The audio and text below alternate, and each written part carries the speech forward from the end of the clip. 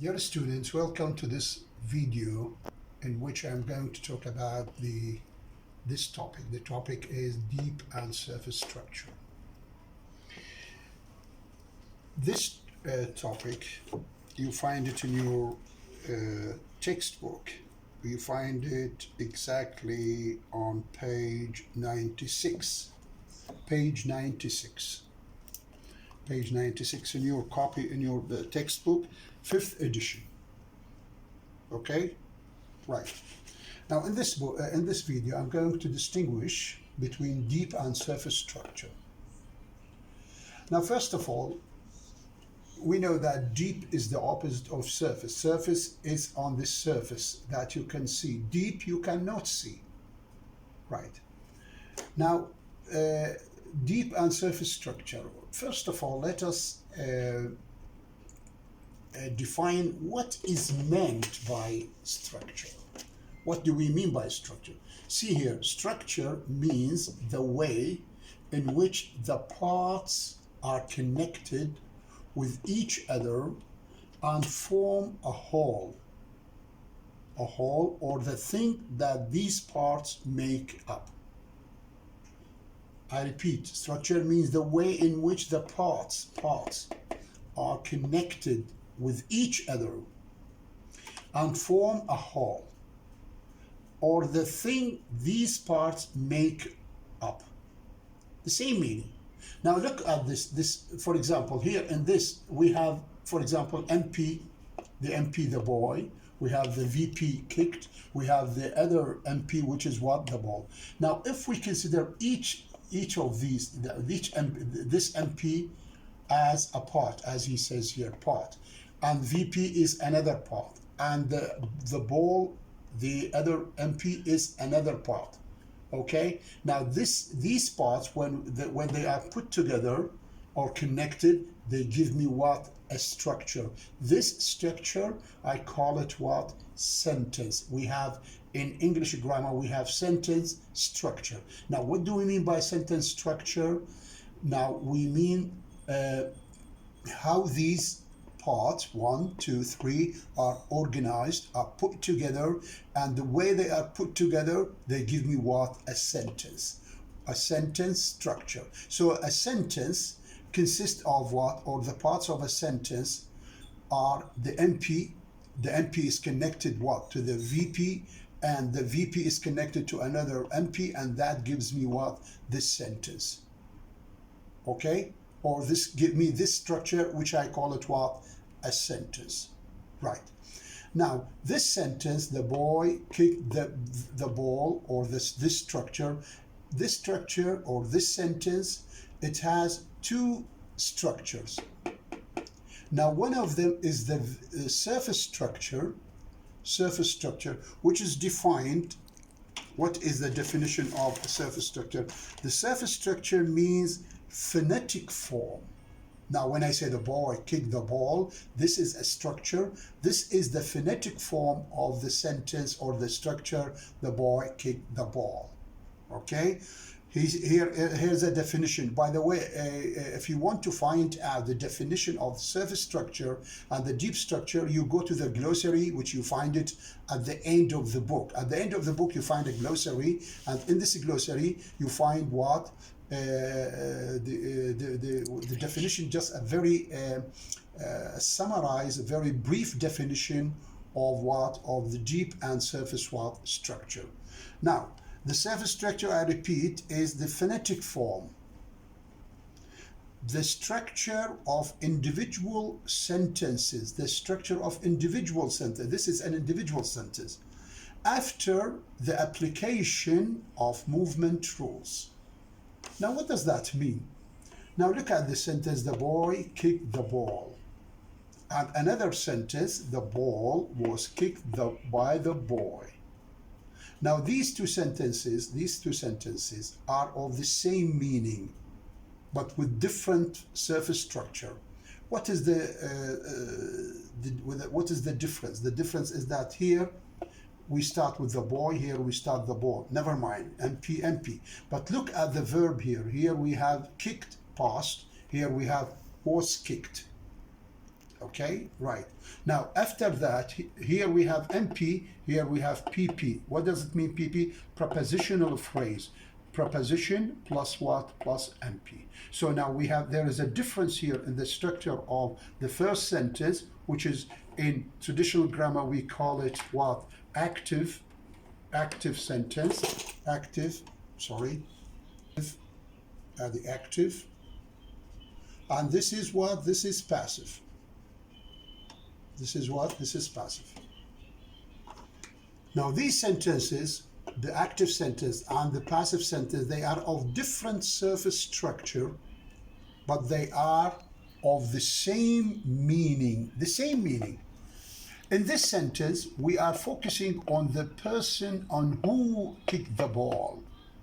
Here, in the active sentence, we are focusing on who kicked the ball.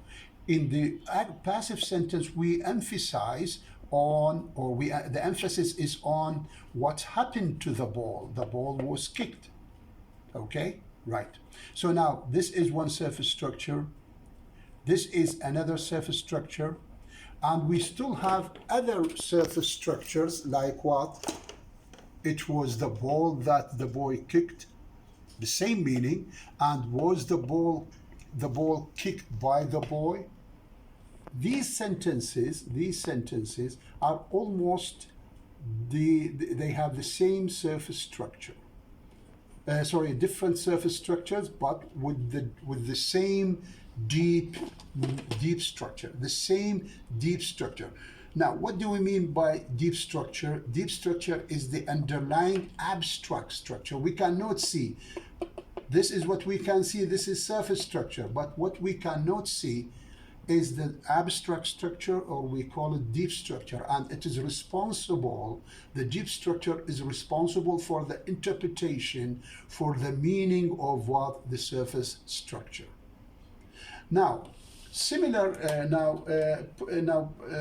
let me go back to this point. What is the point of this point here, where we have more than one surface structure? This is one, this is two, and the other two here, as I showed you just now. Now, here we have almost four surface structures with one deep structure. So what we conclude from this is that sometimes we have 3, 2, or 4 sentences. These 4 sentences, they have different surface structures, but they have what? The same, they have one deep structure. Okay, now opposite of this situation is a situation where we have the opposite. Now, what do we mean by the opposite? The opposite of this is we have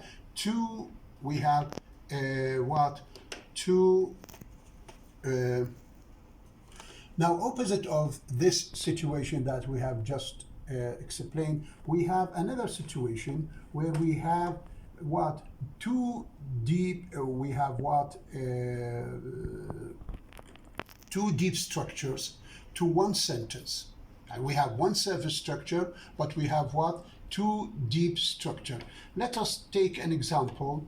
This example, the man or the father beat or hit his son because he was drunk, or drunken, because he was drunk. Now look at the sentence. The father beat his son because he was drunk. Now look at the sentence. This sentence has one surface structure, with one surface structure. The father beat his son because he was drunk. But here we have 2 interpretations, 2 deep structures, or 2 interpretations to this sentence. Let me repeat myself. Earlier we said that we have 4 surface structures with one deep structure. Here, no. We have one surface structure with two deep structure. What do we call this? What do we call this situation? Here, we call it structural. We call it structural. We call it structural. structural. Structural ambiguity. Ambiguity. And this is also structural ambiguity. You find it also on the page, on page 96. 96. Now, what does this mean, structural ambiguity? Structural ambiguity is defined also, you find it in the glossary. He says a situation in which a single phrase or sentence like this sentence, has two or more different underlying structures or different deep structures and interpretation. Two different what? Underlying structures and interpretations. Now this sentence has two interpretations, two deep structures. Now look at this sentence. We say the father beat his son because he was drunk. Now this pronoun he, pronominal he, third person singular he. Does this he belongs or refers to the father? Does it refer to the father or does it refer to the son? So when it refers to the father, it means the father was what? Was drunk. But when it refers to the son, it means the son was drunk. So now we have one structure, surface structure, but we have what? Two deep structure, yani two interpretations. When we have a sentence, with two deep structures, we call it structural ambiguity. الجمل التركيب الغامض. In Arabic, let me speak in Arabic for a moment. We say ضرب الأب أو الوالد ابنه لأنه كان مخمورا. ضرب. شوف لاحظ ضرب. Now look at the sentence in Arabic. ضرب, which is a translation of this sentence. The father beat his son because he was drunk. Now ضرب الأب أو الوالد ابنه لأنه كان مخمورا. Now this pronoun, this third person pronoun, it is like this. Now this al-ha here, attached pronoun, does it refer to the father or does it refer to the father, or does it refer to the son, al-ibn? Similar to this here, he, does it refer to the father or does it refer to the son? So a sentence in which we have one surface structure, but it has two interpretations. Now we call it what? We call this situation, we call it structural ambiguity. So we can say that this sentence is ambiguous sentence. This sentence, we call it what? Ambiguous sentence. But earlier in the previous, when I talked about surface structure, we have 4 surface structures. These are not ambiguous sentences. Why? Because they have the same deep structure. But here, because this sentence has more than one interpretation, it has 2 deep structures, we call it what? Ambiguous sentence. So, okay, now let me go back to the same point. Here I repeat. هنا عندنا تركيب واحد. ضرب الأب ابنه لأنه كان مخمور. يعني هسه إذا كلمة مخمورة هنا هل تعود على الابن أم إنها تعود على شنو؟ الأب. يعني نقول ضرب الأب المخمور وابنه، أو نقول ضرب الأب ابنه المخمور. شيء صارت بها تركيبين هنا، يعني معنيين قصدي بس بتركيب واحد. فالتركيب إذن الجملة التي تحتمل أكثر من تأويل، أكثر من تفسير، نسميها جملة غامضة. Ambiguous sentence. هذا يسميه شوف structural ambiguity، وهذا تجدونه بالجلوسري. هنا this situation as I told you مثل ما قلت لكم هو عكس is opposite، عكس هذا التركيب.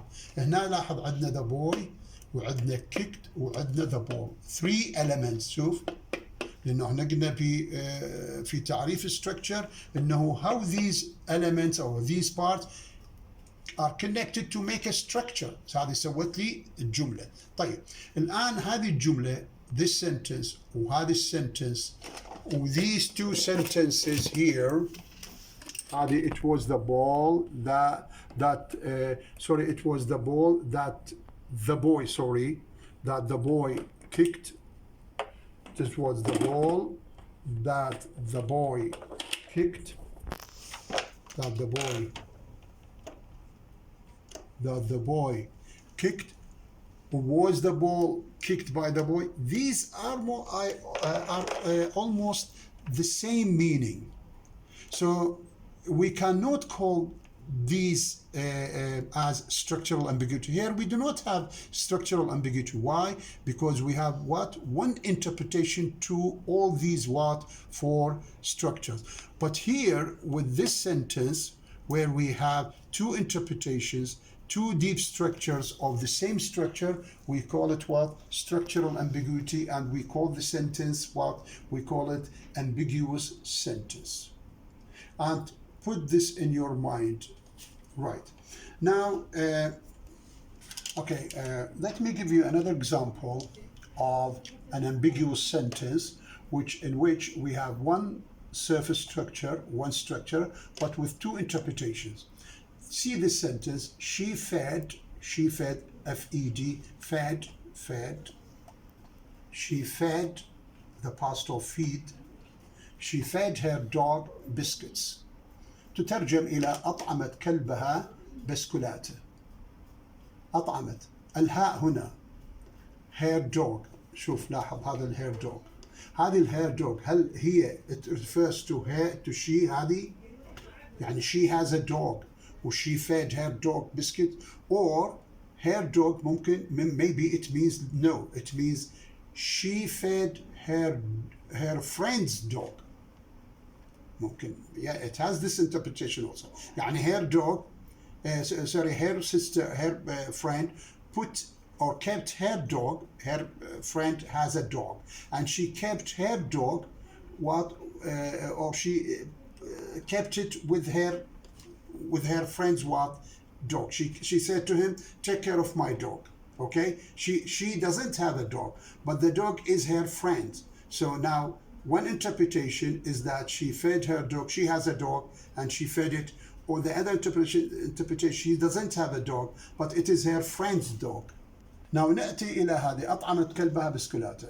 أطعمت كلبها هذه الهاء here ممكن تعود على هي نفسها، هي هي هذه كلبها أطعمت، والفاعل هنا هي، الفاعل هذا هنا هي، فهذا الهاء تعود على هي تمتلك كلب وأطعمت كلبها.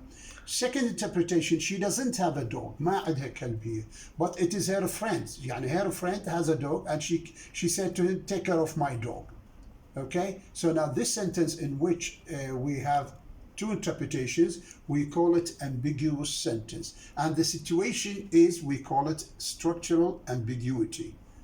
Now let me comment again on this sentence in order to be clear. Now she fed her dog biscuit. Let's say Layla, for example, Layla fed her dog. Layla has a dog, and she fed her dog biscuit. No, but this is one interpretation. The other interpretation, it is not Layla. It is Layla's friend has a dog. She kept it with her, and she is feeding her dog, which is not Layla's dog. Here also أطعمت كلبها بسكولاته. هي ليلى مثلا تمتلك كلب، وأطعمت كلبها، هي ليلى أطعمت كلبها التي هي تمتلكه، أطعمته شنو بسكولاته. The second interpretation إنه التفسير الثاني أو التأويل الثاني إلى هذه إنه الهاء هذه ما تعود على ليلى اللي هي صاحبة الكلب، وإنما تعود على صديقة ليلى اللي عندها كلب أو دعت هذا الكلب عند ليلى، وليلى هي التي تطعم كلب صديقتها. فهكذا صارت عندنا إذن الجملة واحدة one sentence بها two interpretations. What do we call this? We call it structural ambiguity. فإذا الآن let me finish this video with this summary or to sum up, I would say that we have four structures, three surface structures with one interpretation. هذا surface structure, all these, they have one deep structure. هذا we do not name it, we do not say we have structural ambiguity. No. Okay, but when then we have structural ambiguity. We have structural ambiguity when one sentence with one structure, but it has what? Two interpretations. ضرب الأب ابنه لأنه كان مخمورا. من الذي كان مخمورا؟ الأب كان مخمور أم الابن كان مخمور؟ شوف لاحظ نفس البناء. The father beat his son because he was a drunk. He was a drunk. Who was a drunk? The father was a drunk or the son was a drunk? Okay, with this I finish. Then repeating this point, just that surface structure is what we can see. Deep structure is what we cannot see, the abstract we cannot see. And by the way, the deep structure is responsible for the interpretation of what? Of the surface structure. Where we have 3-4 surface structures with one interpretation, one deep structure, we say the sentence is not ambiguous. But when we have one structure with two interpretations, two meanings, different meanings, we call it structural ambiguity, and the sentence is said as, or is named or described as what? Ambiguous sentence. Thank you very much. Okay.